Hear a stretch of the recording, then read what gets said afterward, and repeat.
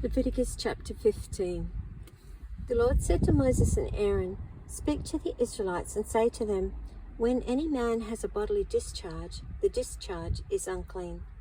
Whether it continues flowing from his body or is blocked, it will make him unclean. This is how his discharge will bring about uncleanness. Any bed the man with the discharge lies on will be unclean, and anything he sits on will be unclean. Anyone who touches his bed must wash his clothes and bathe with water, and he will be unclean till evening. Whoever sits on anything that the man with a discharge sat on must wash his clothes and bathe with water, and he will be unclean till evening. Whoever touches the man who has a discharge must wash his clothes and bathe with water, and he will be unclean till evening. If the man with the discharge spits on someone who is clean, that person must wash his clothes and bathe with water, and he will be unclean until evening. Everything the man sits on when riding will be unclean, and whoever touches any of the things that were under him will be unclean till evening. Whoever picks up those things must wash his clothes and bathe with water, and he will be unclean till evening. Anyone the man with a discharge touches without rinsing his hands with water must wash his clothes and bathe with water, and he will be unclean till evening. A clay pot that the man touches must be broken, and any wooden article is to be rinsed with water. When a man is cleansed from his discharge, he is to count off 7 days for his ceremonial cleansing. He must wash his clothes and bathe himself with fresh water, and he will be clean. On the 8th day, he must take 2 doves or two young pigeons and come before the Lord to the entrance of the tent of meeting and give them to the priest. The priest is to sacrifice them, one for a sin offering and the other for a burnt offering.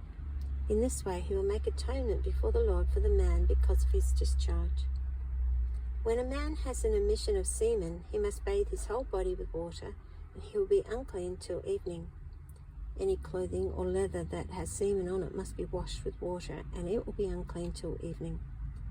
When a man lies with a woman and there is an emission of semen, both must bathe with water, and they will be unclean till evening. When a woman has her regular flow of blood, the impurity of her monthly period will last 7 days, and anyone who touches her will be unclean till evening. Anything she lies on during her period will be unclean, and anything she sits on will be unclean. Whoever touches her bed must wash his clothes and bathe with water, and he will be unclean till evening. Whoever touches anything she sits on must wash his clothes and bathe with water, and he will be unclean till evening. Whether it is the bed or anything she was sitting on, when anyone touches it, he will be unclean till evening. If a man lies with her and her monthly flow touches him, he will be unclean for 7 days. Any bed he lies on will be unclean. When a woman has a discharge of blood for many days at a time other than her monthly period, or has a discharge that continues beyond her period, she will be unclean as long as she has the discharge, just as in the days of her period. Any bed she lies on while her discharge continues will be unclean, as is her bed during her monthly period, and anything she sits on will be unclean as during her period. Whoever touches them will be unclean. He must wash his clothes and bathe with water, and he will be unclean till evening. When she is cleansed from her discharge, she must count off 7 days, and after that she will be ceremonially clean. On the 8th day she must take 2 doves or 2 young pigeons and bring them to the priest at the entrance to the tent of meeting. The priest is to sacrifice one for a sin offering and the other for a burnt offering. In this way he will make atonement for her before the Lord for the uncleanness of her discharge.